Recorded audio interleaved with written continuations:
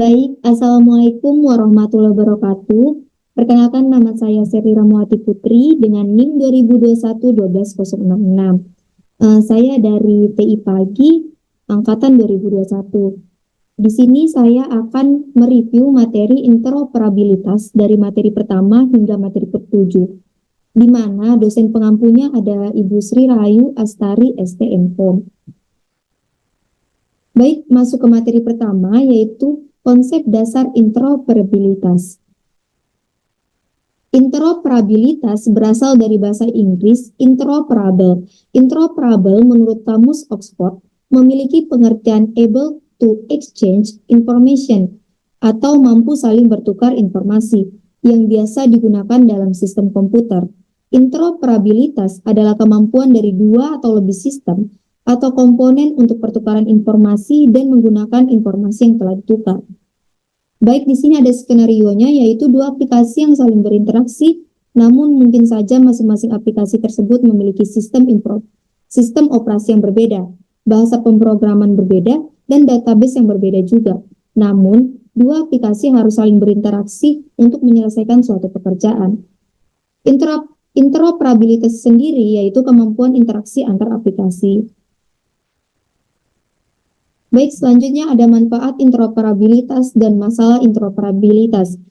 Manfaat interoperabilitas sendiri, yang pertama ada integrasi sistem, kedua efisiensi operasional, ketiga kolaborasi yang baik, keempat fleksibilitas, kelima keamanan, keenam biaya, dan yang ketujuh inovasi. Selanjutnya ada masalah interoperabilitas. Masalah interoperabilitas yang pertama yaitu adalah kesulitan integrasi, kedua kesenjangan teknologi, ketiga kerentanan keamanan, keempat, kompleksitas manajemen, kelima, tergantung vendor, dan keenam, kesulitan pemantauan. Lanjut ke materi kedua, yaitu lingkup area dan manajemen interoperabilitas. Lingkup area interoperabilitas. Lingkup area interoperabilitas merupakan domain atau bidang di mana konsep interoperabilitas menjadi relevan dan penting. Ini mencakup lingkungan di mana sistem, aplikasi, perangkat, atau entitas lainnya perlu berkomunikasi, berkolaborasi, atau berinteraksi satu sama lain. Beberapa lingkup area interoperabilitas yang umum, yaitu yang pertama ada teknologi informasi, kedua keuangan dan pembayaran, ketiga kesehatan dan medis, keempat transportasi dan logistik, kelima pemerintahan dan layanan publik, keenam pendidikan dan pelatihan, ketujuh ada Internet of Things atau IoT, dan yang kedelapan pertanian dan lingkungan. Selanjutnya ada manajemen interoperabilitas. Langkah-langkah dalam mencapai interoperabilitas antara sistem yang berbeda melibatkan proses yang terstruktur. Yang pertama ada identifikasi kebutuhan, di mana langkah pertama adalah memahami kebutuhan dan tujuan yang ingin dicapai, termasuk pemahaman mendalam tentang sistem, kebijakan, dan proses bisnis terkait. Kedua, pemilihan standar dan protokol. Memilih standar, protokol, dan format data yang sesuai untuk memastikan kompatibilitas dan interaksi yang lancar di antara sistem yang berbeda. Yang ketiga, implementasi antarmuka pemrograman aplikasi atau API. Menggunakan API untuk memungkinkan komunikasi dan pertukaran data antara sistem atau aplikasi yang berbeda. Yang keempat, pengembangan middleware, yaitu membangun lapisan perangkat lunak atau middleware untuk memfasilitasi komunikasi dan pertukaran data antara berbagai aplikasi atau sistem. Kelima, penerapan integrasi data, yaitu menggabungkan data dari berbagai sumber menjadi satu tampilan atau format yang konsisten untuk memungkinkan berbagi dan mengakses data secara terstruktur. Yang keenam, pengujian dan validasi. Menguji dan memvalidasi interoperabilitas sebelum diluncurkan secara penuh untuk memastikan kinerja yang optimal. Yang ketujuh, pemantauan dan pemeliharaan. Memantau dan memelihara sistem secara berkala untuk memastikan interoperabilitas yang berkelanjutan dan konsisten. Di sini ada aspek kunci interoperabilitas. Yang pertama ada standar, kedua teknologi, ketiga semantik, keempat proses, kelima keamanan, dan yang keenam manajemen.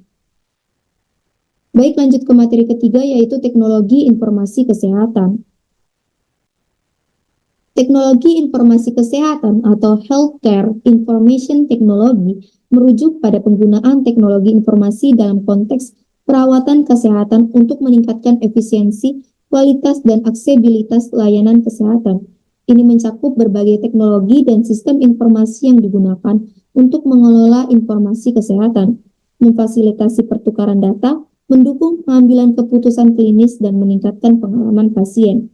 Tujuan utama dari pertukaran data, terutama dalam konteks kesehatan, adalah untuk memfasilitasi akses yang lebih mudah dan efisien terhadap informasi kesehatan yang relevan, baik bagi penyedia layanan kesehatan maupun pasien. Mengapa kita membutuhkan komunikasi? Yang pertama yaitu untuk koordinasi perawatan, kedua keselamatan pasien, ketiga pengambilan keputusan yang tepat, keempat pendidikan pasien, kelima hubungan pasien penyedia, dan yang keenam pelaporan dan pertukaran informasi. Selanjutnya ada motivasi bekerja sama. Yang pertama, perbaikan kualitas perawatan. Ini memungkinkan akses mudah ke informasi medis pasien oleh berbagai penyedia layanan kesehatan, membantu dalam pengambilan keputusan yang lebih baik, respon cepat terhadap perubahan kondisi pasien, dan perawatan yang lebih terkoordinasi dan tepat waktu. Yang kedua, efisiensi operasional, yaitu menghemat waktu dan sumber daya dengan mengurangi duplikasi data, pengulangan tes, dan kesalahan administratif. Yang ketiga, peningkatan keselamatan pasien, yaitu membantu mengidentifikasi potensi kontraindikasi obat, mengurangi kejadian medikasi yang salah, dan meningkatkan keselamatan pasien secara keseluruhan. Yang keempat ada pengalaman pasien yang lebih baik. Pasien menerima perawatan yang lebih terkoordinasi, responsif, dan personal sesuai dengan kebutuhan individu. Yang kelima, meningkatkan kolaborasi, yaitu mendorong kolaborasi antara penyedia layanan kesehatan, lembaga kesehatan, dan sistem informasi kesehatan untuk memecahkan masalah kompleks dan meningkatkan koordinasi perawatan. Dan yang keenam yaitu meningkatkan penelitian dan analisis, yaitu data kesehatan yang terintegrasi dapat digunakan untuk penelitian, analisis tren kesehatan, dan pengembangan terapi baru dengan akses ke dataset yang lebih besar dan lebih representatif. Selanjutnya ada istilah KEI dan konsep teknologi informasi kesehatan. Interoperabilitas adalah kemampuan dari dua atau lebih sistem atau komponen untuk pertukaran informasi dan menggunakan informasi yang telah ditukar. Interoperabilitas sintaksis adalah kemampuan dua atau lebih sistem untuk memahami dan memproses data kesehatan dalam format yang seragam atau standar. Ini mencakup keseragaman dalam representasi data, struktur data, dan protokol komunikasi yang digunakan dalam pertukaran informasi kesehatan. Interoperabilitas sintaksis sangat penting karena memastikan data kesehatan dapat dipertukarkan dan diproses secara efisien di antara berbagai sistem atau aplikasi yang berbeda. Contohnya adalah dua sistem rumah sakit yang menggunakan format data berbeda atau XML dan JSON yang mencapai kesepakatan untuk menggunakan format JSON dalam pertukaran informasi. Interoperabilitas semantik sendiri adalah kemampuan berbagai sistem atau aplikasi untuk memahami dan menginterpretasikan makna dari data yang dipertukarkan di antara mereka. Ini mencakup kesesuaian dalam pengguna kode dalam representasi data, sehingga memastikan bahwa informasi yang dipertukarkan memiliki makna yang sama di antara pihak yang terlibat, membantu mencegah kesalahpahaman atau interpretasi yang salah dari data kesehatan. Contohnya adalah rumah sakit yang menggunakan kode diagnosis internal dan pihak ketiga yang menggunakan standar ICD-10. Interoperabilitas semantik memastikan kedua sistem dapat memahami, menginterpretasikan kode diagnosis dengan benar, misalnya dengan memetakan kode internal ke ICD-10. Selanjutnya ada tingkat interoperabilitas, yaitu interoperabilitas membutuhkan kompetensi dan kemauan untuk berkolaborasi yang dapat dicapai melalui pendidikan dan pelatihan. Contohnya adalah teknisi medis darurat yang mentransfer pasien ke dokter, meringkas status, dan tindakan yang relevan. Interoperabilitas dalam pertukaran informasi dapat dilakukan pada tingkat teknis yang berbeda. Pertukaran data tingkat teknis rendah menggunakan metode sederhana seperti pertukaran file, email, FTP, dan format CSV. Sementara itu, pertukaran data tingkat teknis tinggi melibatkan teknologi canggih dan protokol komunikasi kompleks untuk pertukaran informasi yang lebih mendalam dan terstruktur antara entitas kesehatan. Beberapa metode dan teknologi yang digunakan untuk pertukaran data tingkat teknis tinggi dalam interoperabilitas kesehatan. Yang pertama ada standar, kedua API atau Application Programming Interface, ketiga integrasi middleware, keempat protokol komunikasi aman, kelima semantik interoperability,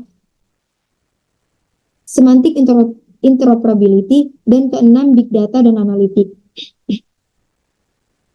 Selanjutnya ada SDLC atau System Development Life Cycle. Model siklus hidup pengembangan perangkat lunak atau SDLC adalah kerangka kerja atau model manajemen proyek terstruktur yang menguraikan fase-fase yang diperlukan untuk membangun sistem TI dari awal hingga hasil akhir. Biasanya terdiri dari analisis kebutuhan, desain, implementasi, pengujian, penggunaan, dan akhirnya pemeliharaan perangkat lunak. Perkembangan standar pertukaran data juga mengalami siklus hidup seperti itu, dimulai dengan analisis kebutuhan, desain, dan lain-lain. Standar pertukaran data mencoba untuk menentukan format yang memungkinkan untuk menyampaikan informasi yang diperlukan untuk penggunaannya. Selanjutnya ada lapisan protokol interoperabilitas. Lapisan protokol interoperabilitas dalam sistem komunikasi kesehatan mencakup berbagai tingkat untuk memungkinkan interaksi dan pertukaran informasi yang efektif antara sistem yang berbeda. Berikut adalah aspek-aspek pentingnya. Yang pertama ada standar data, yaitu menggunakan standar yang diakui seperti HL7 untuk pertukaran informasi kesehatan dan FHIR untuk data berbasis web. Yang kedua ada privasi dan keamanan, memastikan pertukaran data yang aman sesuai regulasi privasi seperti HIPAA di AS atau GDPR di UA. Ketiga, komunikasi antar perangkat, yaitu mendukung komunikasi antar berbagai perangkat medis seperti sensor kesehatan dan alat pemantau. Yang keempat ada integrasi sistem, yaitu memungkinkan integrasi mulus antara sistem informasi kesehatan, EHR, sistem manajemen rumah sakit, dan aplikasi kesehatan lainnya. Yang kelima ada interoperabilitas antar lembaga, yaitu memfasilitasi pertukaran data antar berbagai lembaga kesehatan seperti rumah sakit, klinik, laboratorium, dan pusat perawatan jangka panjang. Materi keempat yaitu standar pelayanan kesehatan.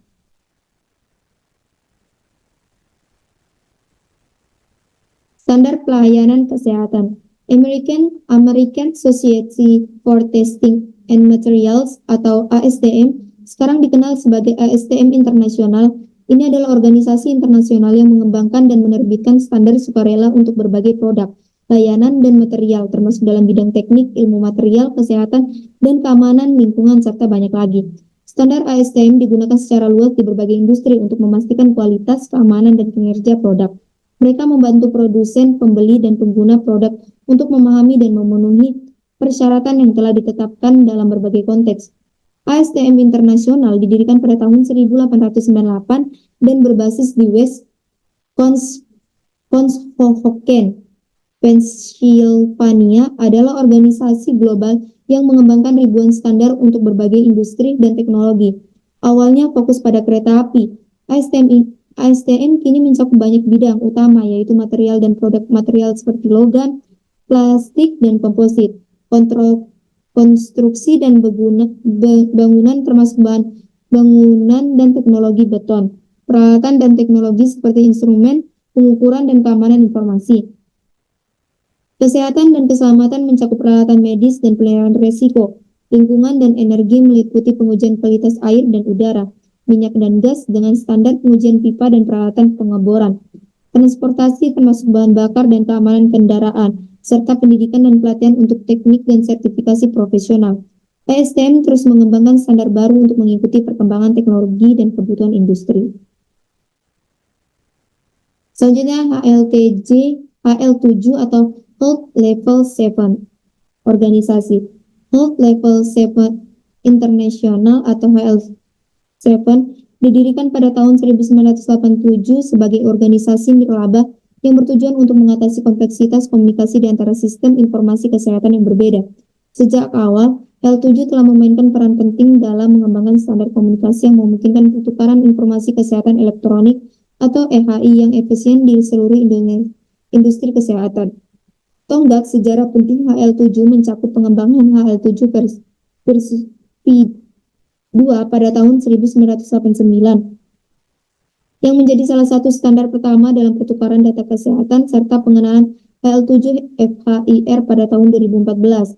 HL7V2 telah digunakan secara luas dalam industri kesehatan selama beberapa dekade, menyediakan format pesan yang struktur untuk mendukung berbagai proses administratif, logistik, keuangan, dan klinis di fasilitas kesehatan. Sementara itu, HL7FHIR menyediakan pendekatan yang lebih modern dan fleksibel untuk pertukaran data kesehatan berbasis web dengan menggunakan struktur data yang lebih sederhana dan API RESTful untuk memfasilitasi integrasi yang lebih mudah antara aplikasi kesehatan. Seiring dengan evolusi teknologi dan kebutuhan akan interoperabilitas yang semakin mendesak, HL7 terus berperan sebagai pemimpin dalam pengembangan standar komunikasi kesehatan. Organisasi ini telah merangkul perkembangan teknologi dengan memperkenalkan HL7FHIR yang telah menjadi salah satu standar yang paling banyak digunakan dalam pertukaran data kesehatan. Dengan demikian, HL7 telah memainkan peran krusial dalam memfasilitasi pertukaran informasi kesehatan di antara sistem-sistem yang berbeda di seluruh dunia, membantu meningkatkan efisiensi dan kualitas layanan kesehatan melalui standar seperti HL7V2 dan HL7FHIR. HL7 terus memperluas cakupannya sebagai organisasi internasional yang diakui secara luas dengan fokus pada pengembangan standar yang relevan dan efektif untuk memenuhi kebutuhan industri kesehatan yang berkembang. Baik, selanjutnya materi 5 yaitu standar pertukaran data layanan kesehatan. Standar pertukaran data layanan kesehatan. Dalam bab ini kita akan mempelajari standar pertukaran data dari sudut pandang teknis dengan fokus pada pendekatan kesesuaian yang digunakan untuk setiap standar. Bab ini menyajikan contoh standar pertukaran data perawatan kesehatan yang paling umum digunakan dan umum dari berbagai kategori, mulai dari HL versi 2X dan FHIR atau Fast Healthcare Interoperability Resource yang ditentukan oleh HL7 internasional. HL7 atau Health Level 7 V2X HL7V2X telah menjadi standar penting dalam pertukaran informasi kesehatan selama lebih dari 2 dekade dengan menggunakan format pesan hierarkis diatur dalam segmen yang mengandung informasi kritis tentang pasien, diagnosa, dan prosedur.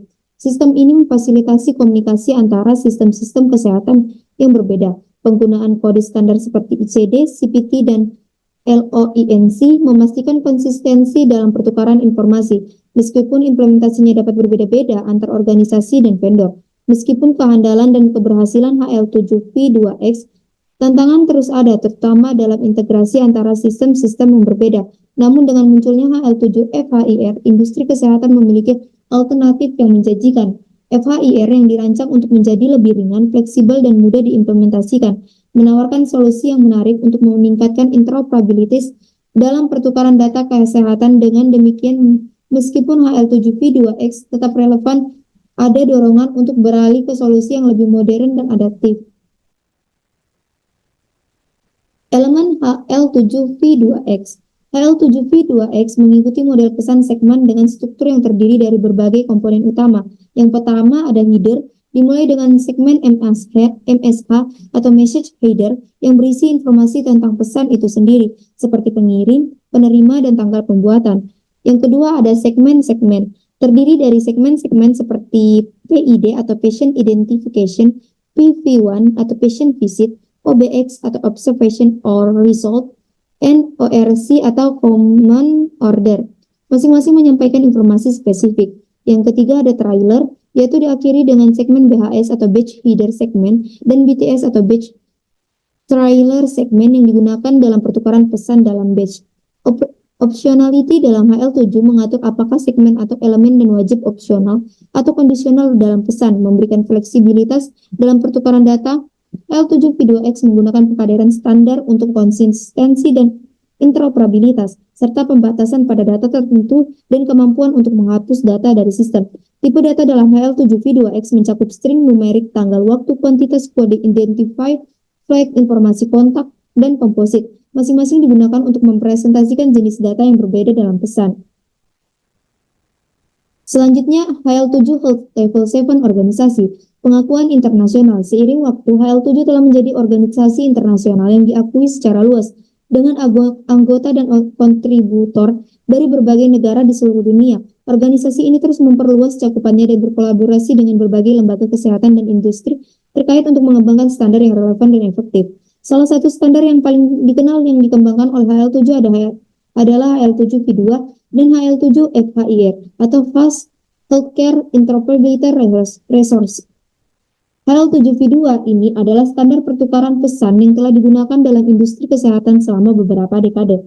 Standar HL7 versi 2 juga dikenal sebagai PIP-HEAD, bertujuan untuk mendukung alur kerja di rumah sakit. Ini awalnya dibuat pada tahun 1989. HL7 versi 2 mendefinisikan serangkaian pesan elektronik untuk mendukung proses administratif, logistik, keuangan, serta klinis. Sejak tahun 1987, standar telah diperbarui secara teratur. HL7FHIR ini adalah standar yang lebih modern dan fleksibel yang dirancang untuk memfasilitasi pertukaran data kesehatan berbasis web. FHIR menggunakan struktur data yang lebih sederhana dan API atau Application Programming Interface atau RESTful untuk memungkinkan integrasi yang lebih mudah antara aplikasi kesehatan. Baik, selanjutnya ada materi ke-6 yaitu Health Level atau HL7. Health Level 7 atau HL7 versi 2X telah menjadi standar penting dalam pertukaran data kesehatan selama lebih dari 2 dekade. Menggunakan format pesan teks struktur, HL7V2X memfasilitasi pertukaran informasi kritis antara berbagai sistem informasi kesehatan mulai dari pendaftaran pasien hingga hasil laboratorium. Standar ini memiliki struktur yang terdefinisi dengan baik, memungkinkan sistem komputer untuk memahami dan memproses informasi dengan konsisten. Dengan menggunakan pembatas dan indikator penanganan khusus, pesan HL7V2X dapat disusun secara terstruktur, memungkinkan interoperabilitas yang efisien antara berbagai entitas dalam sistem kesehatan. Sementara, HL7V2X telah menjadi tonggak dalam pertukaran data kesehatan. Ada juga standar lain yang memainkan peran penting dalam ekosistem ini, misalnya EDIFACT, digunakan secara luas di Eropa untuk pertukaran dokumen bisnis elektronik. Sementara EBXML memfasilitasi pertukaran data bisnis lintas batas dengan menggunakan teknologi XML. Ini menunjukkan keragaman dan kompleksitas standar dalam ekosistem pertukaran data kesehatan yang berkembang pesat dengan tujuan utama meningkatkan efisiensi dan interoperabilitas di antara berbagai entitas dalam industri kesehatan. HL7 Health Level 7 V2X, Carriage Return atau CR dan Line Fit atau LF adalah dua karakter yang sering digunakan bersama untuk menandai akhir baris dalam teks.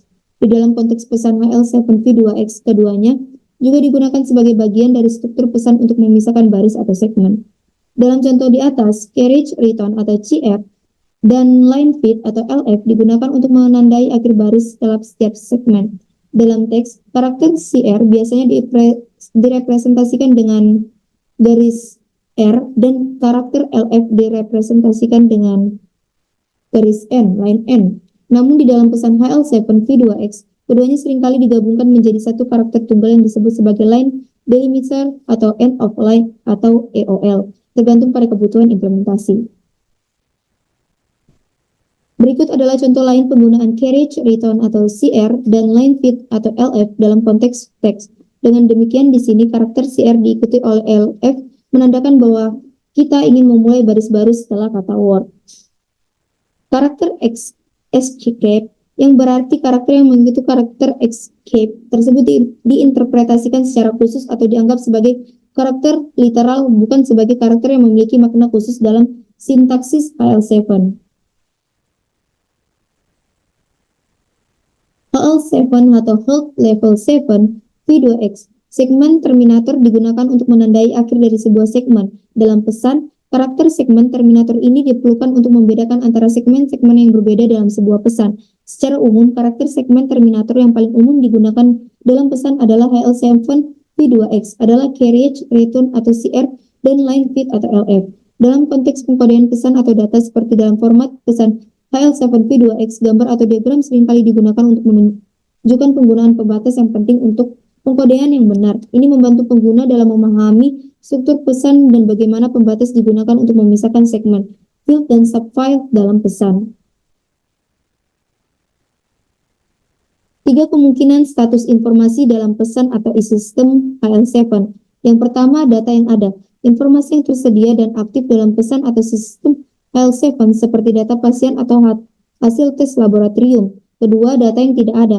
Situasi di mana informasi diminta tidak tersedia dalam pesan atau sistem HL7. Pada saat permintaan dilakukan, bisa karena belum dimasukkan atau telah dihapus. Yang ketiga, data yang akan dihapus. Data yang ada dalam sistem HL7 tetapi dijadwalkan untuk dihapus atau dinonaktifkan di masa depan memungkinkan karena sudah tidak relevan lagi. Null flavors adalah konsep dalam standar Health Level 7 atau HL7 yang menunjukkan bahwa nilai dalam pesan HL7 tidak ada atau tidak relevan. Mereka digunakan untuk menyatakan ketiadaan atau tidak ketersediaan nilai yang diharapkan dalam pesan. Memberikan konteks tentang alasan mengapa nilai tersebut tidak ada. Beberapa null flavors umum dalam pesan HL7 meliputi NI atau no information untuk ketiadaan informasi yang relevan, NA atau not applicable untuk informasi yang tidak berlaku dalam konteks tertentu, OTH atau other untuk alasan lain yang menyebabkan ketiadaan informasi, dan UNK atau unknown untuk nilai yang tidak diketahui secara pasti. Tipe data dalam pesan HL7 memberikan struktur tambahan pada konten pesan dengan menggunakan aturan dan format untuk setiap elemen data. Sebagai contoh, dalam segmen PID atau Patient Identification, tipe data setiap field mengindikasikan jenis informasi yang dapat disimpan. Misalnya tipe data ST atau string data untuk nama pasien menunjukkan bahwa hanya teks atau string karakter yang diizinkan.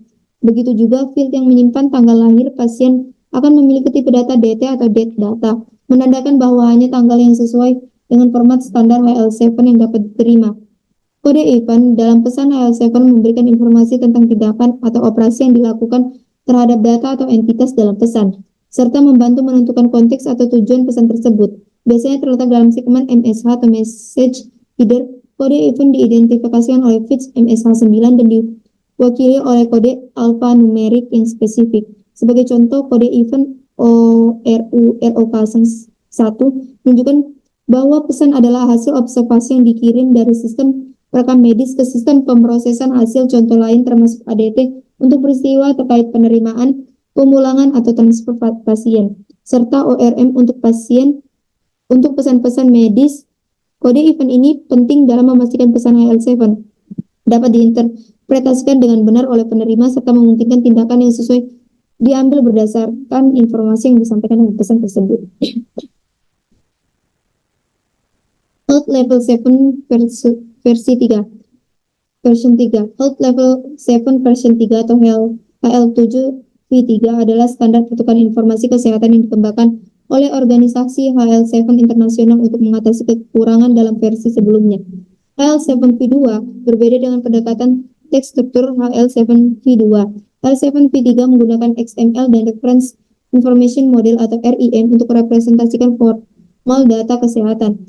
HL7V3 memperkenalkan konsep seperti clinical document architecture atau CDA untuk dokumen klinik elektronik, Clinical Context Object Workgroup atau CCOW untuk integrasi aplikasi kesehatan, dan Continuity of Care Document atau CCD untuk pertukaran informasi pasien. Meskipun menawarkan representasi data yang lebih formal dan dukungan sematik lebih kuat, penerapan HL7V3 lebih kompleks dan kurang umum dibandingkan HL7V2.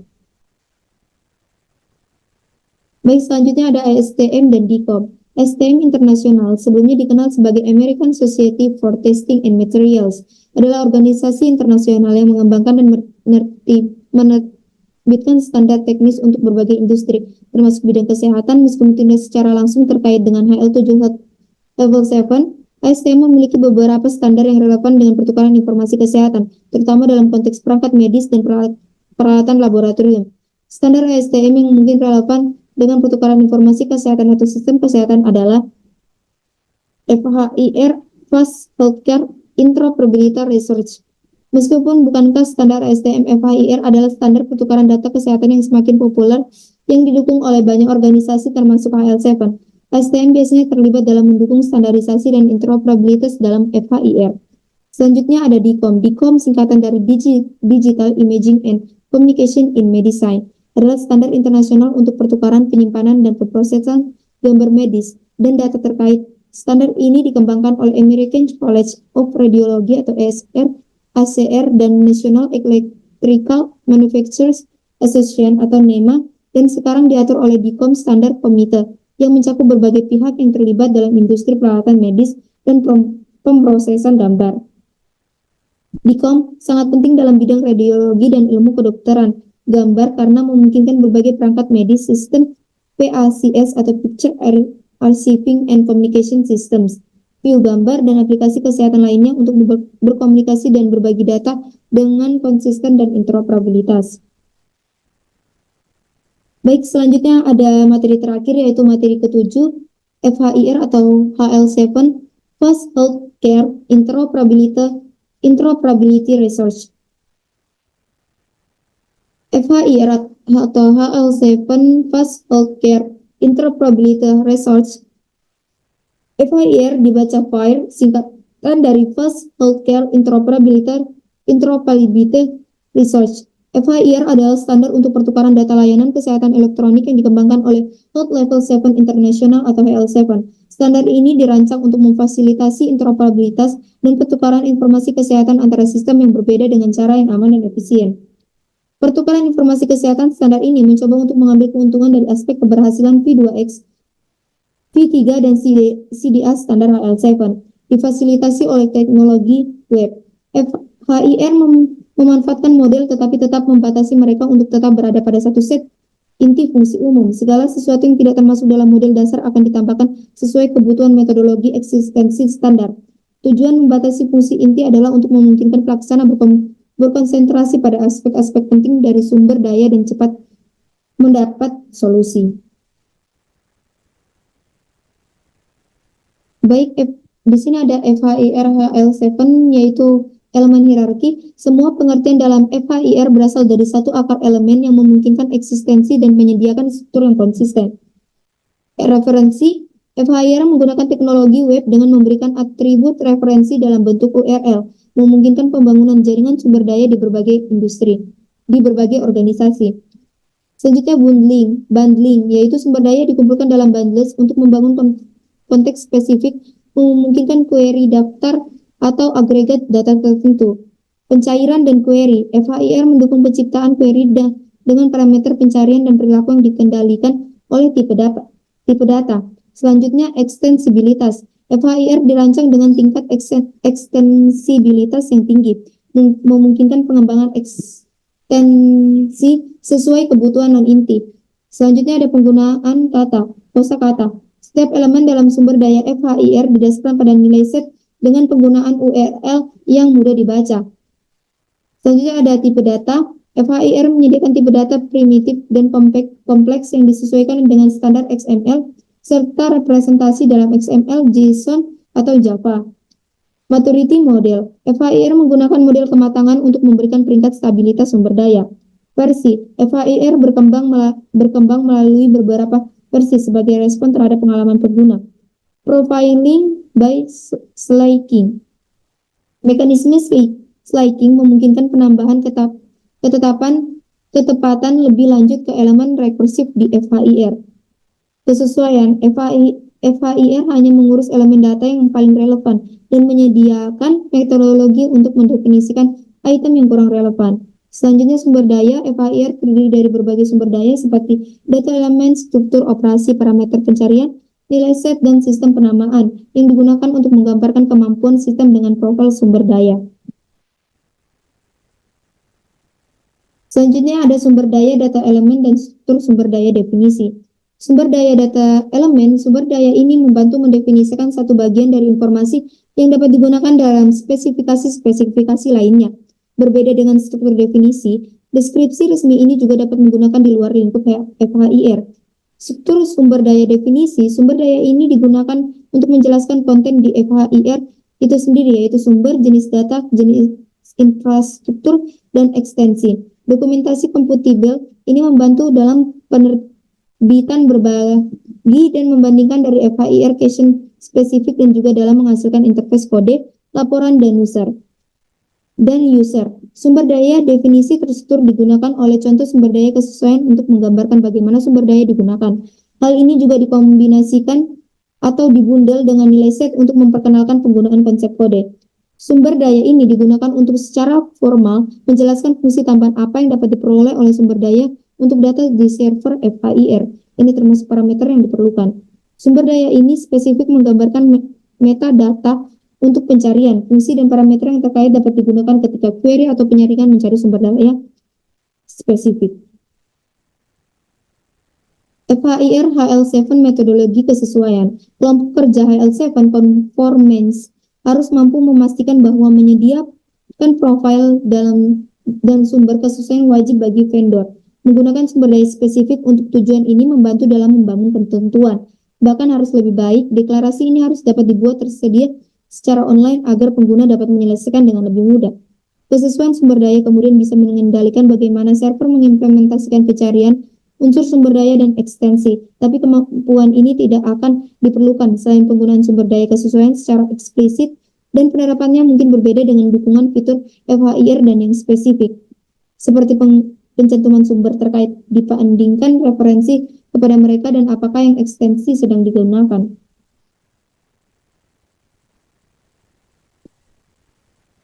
Baik, sekian dan terima kasih atas review yang setelah saya berikan. Sekian dari saya, kurang lebihnya mohon dimaafkan. Wassalamualaikum warahmatullahi wabarakatuh.